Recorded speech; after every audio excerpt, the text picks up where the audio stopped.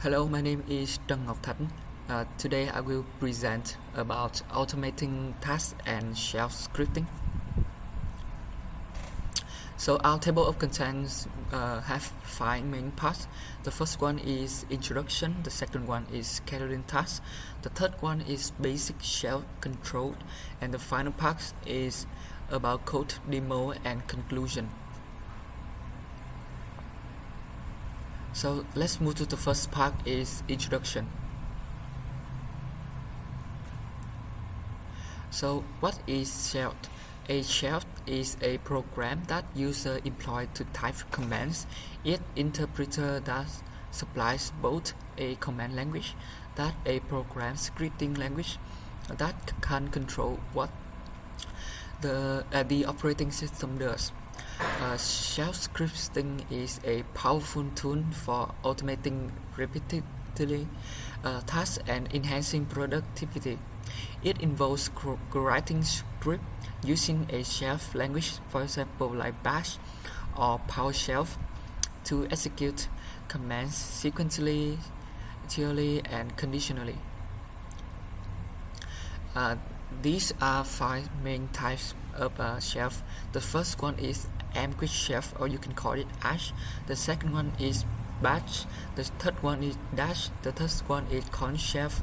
The fifth one is Tennessee shell, and the final one is D shell. So let's move to the second part is scheduling tasks.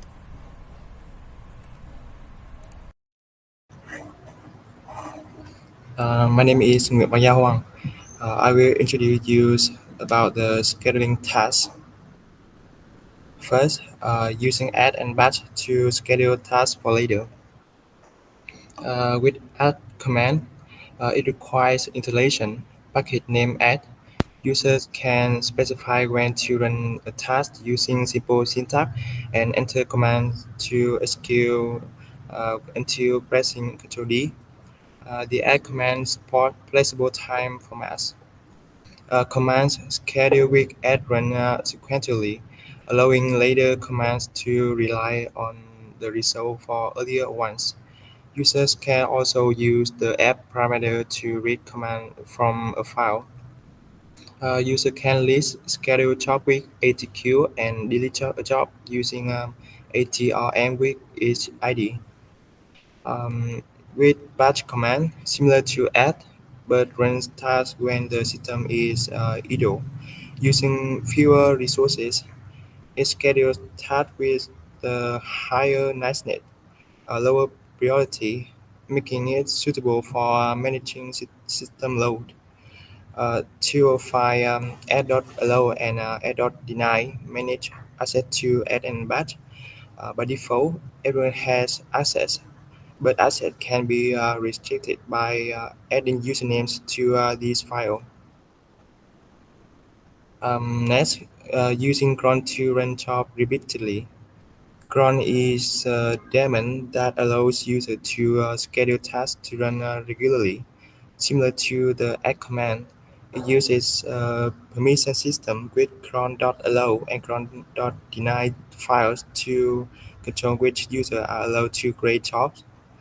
Um, there are two types of jobs, system jobs and user jobs.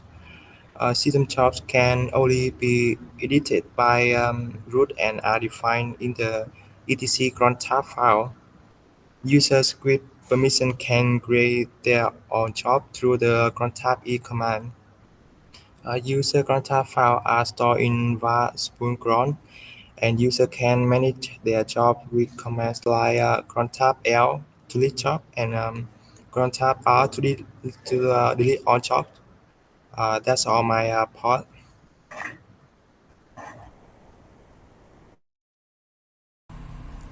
My name is Trần Thật. Now I will continue with the presentation about using RTC wake to wake your computer from sleep automatically. So if you don't want to keep your computer running like 24/7, you can use RTC wake to place the computer in sleep mode or suspended mode instead of running it off and then wake up the computer again later. So RTC-Wake is a Linux command line utility used to place a system into a specific sleep state and automatically wake it up at a specific time. So to do this, you must have sudo permission. This is a example command line. So this command line tell the computers to suspend to RAM or sleep, which means to save the current state of computer in memory and shut down everything else, and then to wake the computer up 3600 seconds, which is 1 hour. So there's are 5 types of suspend available to use with -amp. So the first one is DIX, hibernate. So the current state of the computer is written to DIX and the computer is powered off. The second one is MAM, which means sleep. The current state of computer is written to RAM and the computer is put into low power state. Put it in, keep the memory preserved. The third one is no, the computer is not suspended immediately, only the wake up time is set. The fourth one is off. The computer is turned off completely. The final one is standby. The computer is put into a standby mode, which saves some power of running normally but not nearly as much as the other option. That is the end of my presentation. Uh, My name is Da Quang Anh, and I'm going to present about the basic shell control. And so this is the shell command line. You can use the shell command line to perform a number of different tasks, like searching files or directories with programs using pattern matching or expressions, getting data from and sending data to a file or command known as input and output redirection, feeding or filtering a program's output to another command called using pipes. A shell can also have built-in job control command to launch the command lines as a background process, suspend a running program, selectively retrieve or kill running or suspend programs, and perform other types of process control. So,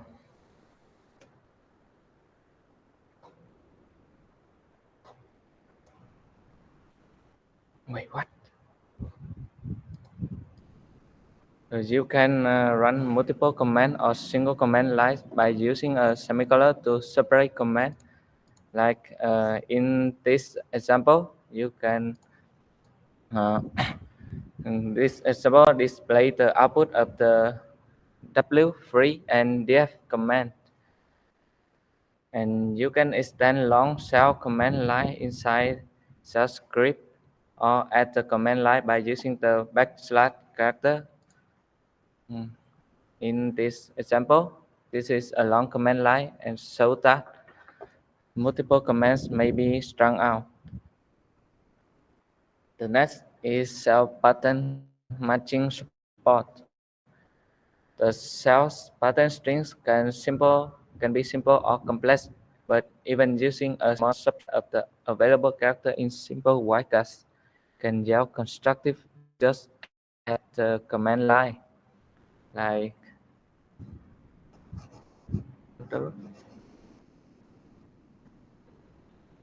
like in this example,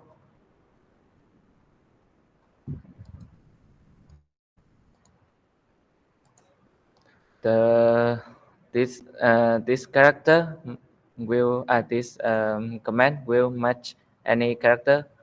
For example, to find all files in the current directory ending with .txt, you could use this. And in this example,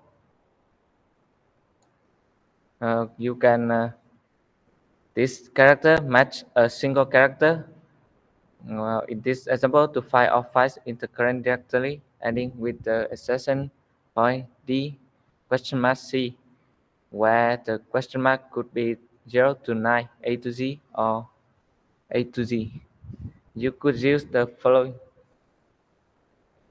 The next O is the this character will match a range of a character. Like this example is to list all files in a directory with names containing a number. And the last one is this character will match or escape a character such as question mark or tab character. In this example is to create a file with a name containing a question mark. Okay, hi, my name is Lê Quang Nhã, and today I will talk about redirecting input and output, piping data, and background processing. First, input and output redirection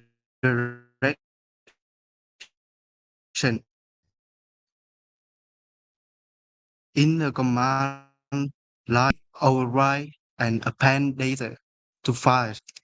First, uh, to redirect the output a command to a file, we use the greater than symbol. This is an example of output redirection. In this example, it will redirect the output of the list command to a file named testfiles.listing. This means that instead of displaying the list of text files on the screen, they will be written to the testfiles.listing. To use the output redirection, we must be careful because it can override the existing file. For example, if we specifying a different directory but using the same output file name. Next is the appending output. To append the output uh, to an existing file without overriding it. Here is the example of appending output. So in this example, it will list all the files with a .txt extension within this directory. Append the list of these files to the test files.listing. If the file doesn't exist, it will be created and the list will be written to it.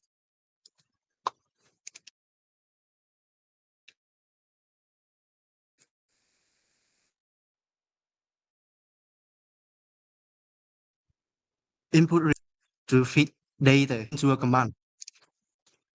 So this example will the cat command is used to display the contents of a file on the screen.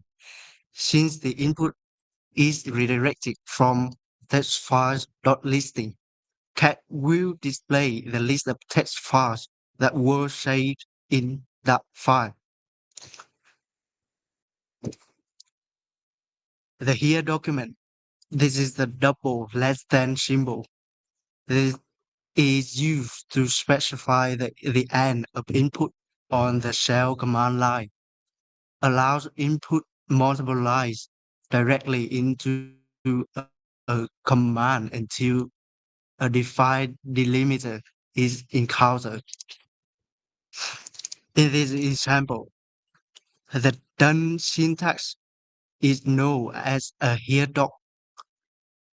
It indicates that the following lines of input should be treated as the input for the cat command until a line containing only the word done is encountered.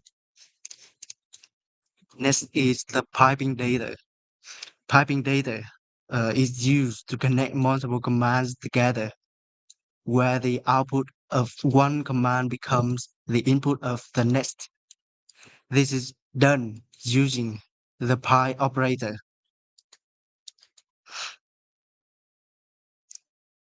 Uh, this is the example for piping data. In this command will search for all the .txt extension files in the D2 directory, extract and process their contents, and output a list of unique words into a file named output.txt. Background processing. So background processing allows you to run commands without tying up the terminal session. This is useful for executing long-running process while still being able to use the terminal for other commands. You initiate the background processing by appending an ampersand at the end of a command. This technique is often used at the command line of an X terminal window to start a client and return to the command line. For example, if you want to launch a command in the background, we use this line of command xterm. This command starts the xterm terminal emulator in the background. To kill a background process, you can use two ways, using the job number or using the process ID. To use the background processing in script, we use this command. In this command creates a compressed archive of the home directory and runs in the background, allowing you to continue using the terminal for other tasks. And that's all of our presentation. Thank you for listening. Hi teacher, my name is Lê Quang Nhã and this is our demo for automating tasks and shell scripting. First, how to write and run a shell script. So to write a shell script, first we need to create a new file using any text editor like Vim or Nano.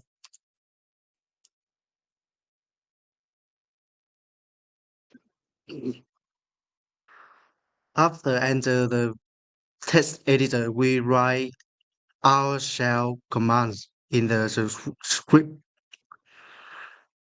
So this line at the beginning of the shell script is called a shebang or hashbang. It specifies the interpreter that should be used to execute the script.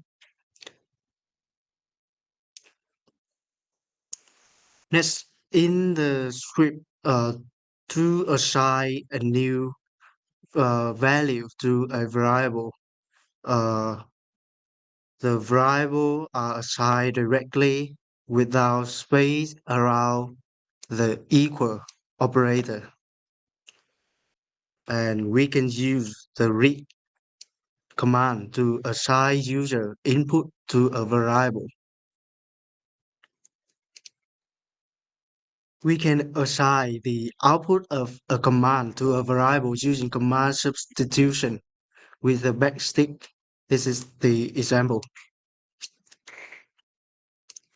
And to access the variable's value, return it with the dollar sign. For example, we want to access the value of the name variable. We pretend it with a dollar sign. After finish writing our shell script, save it. To make it executable, we use this command chmod plus s and our shell script.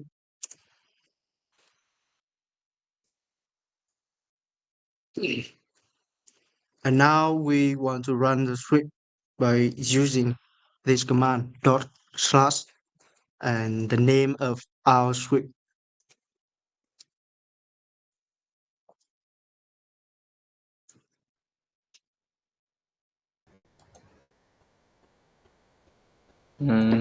Hello teacher, my name is Ta Quang Anh, and I'm gonna present you some of my demo. So the first is a simple example of positional parameters. So a parameter refers to the arguments passed to a script or command at a runtime. This is in demo code, and this is how you run it.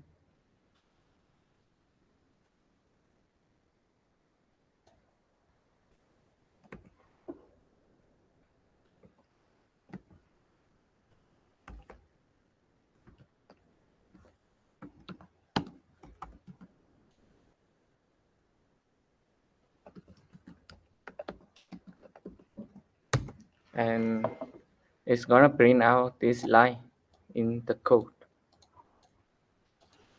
The next is using positional parameters to access command line variables.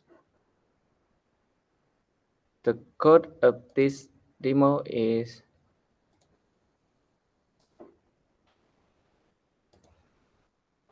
here, and to run this,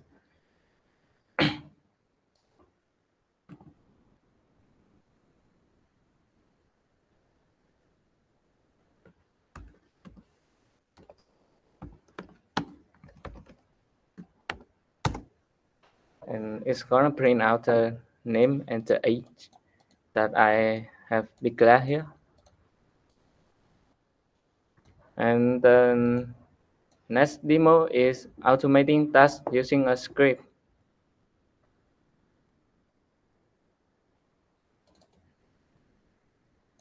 This is the command autocode of that, and to run it, I'm gonna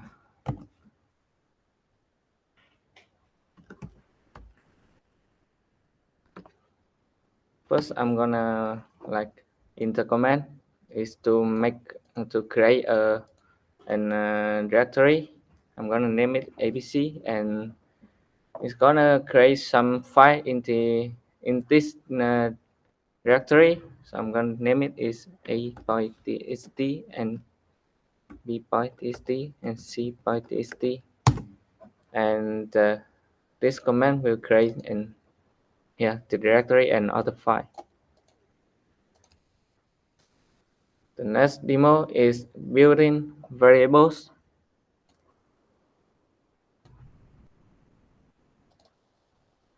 This is the command of it, and to run it, I'm gonna do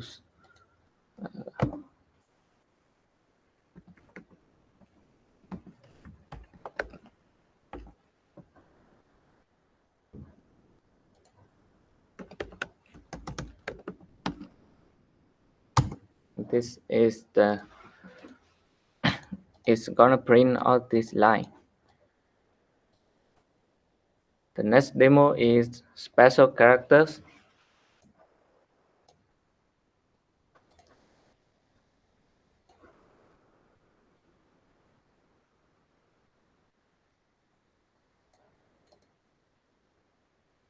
This is the command.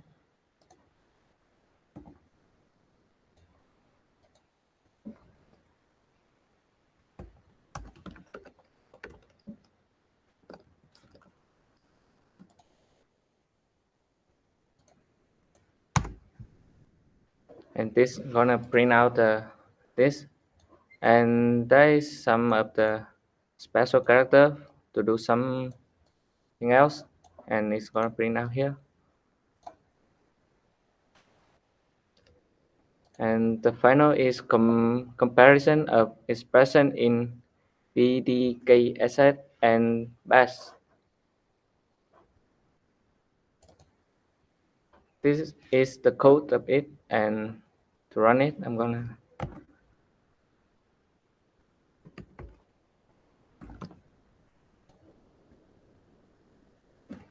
add some value here, and the code will print out that is two number here is equal. My name is Nguyễn Bá Gia Hoàng, and this is my demo. Here's a demo about the comparing. Here we have we will compare string, compare number, and about the file operator. Here we will check if string 1 equal to string 2. This we will compare if number 1 is greater than number 2 here, and this minus of here will check if the file has the read permissions.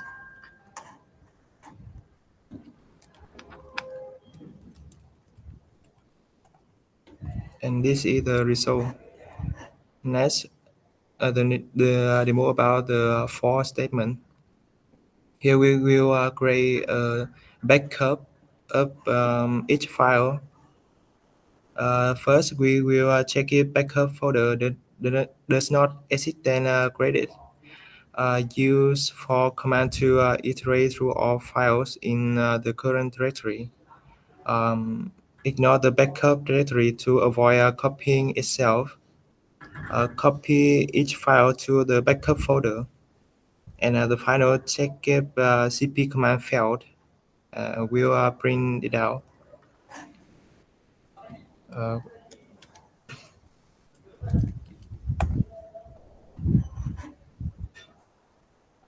The backup created here, all the file. The next table is about the repeat statement. Here we will here is due to print number 1 8 times.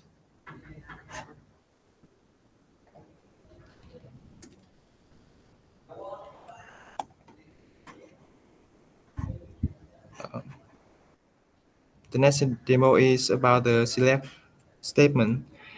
Here we will create a menu program.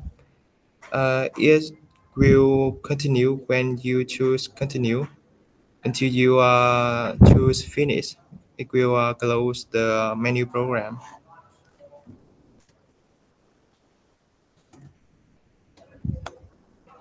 If we choose continue, it will continue. And if we choose finish, it will close the program. The next demo is until statement. It used to calculate the sum of the first 5 even numbers. It will loop until the lookup variable reach 5 and calculate the result and return it.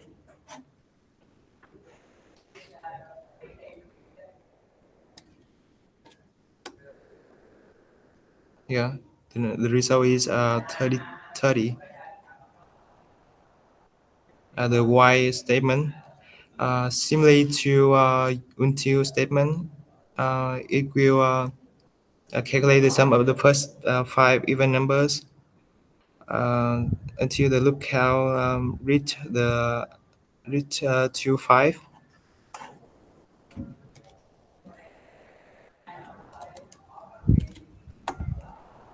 And this is the result. And that's all my demo. Thank you. My name is Trần Ngọc Thật. Today I will present a demo combined of 6 kind of statement. It is shift, if, spy, case, and break and asterisk, and I will use some function of in shell script to write the program. So in this code, I will combine all of the statement into a single file and name it the complete calculator with shift. So I apply some function add, subtract, and multiply to write this code, and to run it, we will write this command.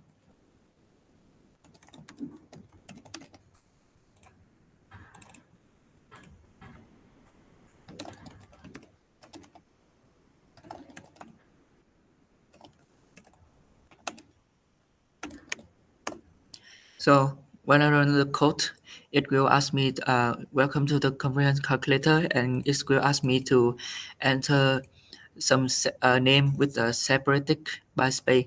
So it means that I can enter any number if I want. For example, I enter like 5 number here, and this is also apply of the shift statement. It means that every single variable have their own job. So when I enter, it will ask me to choose some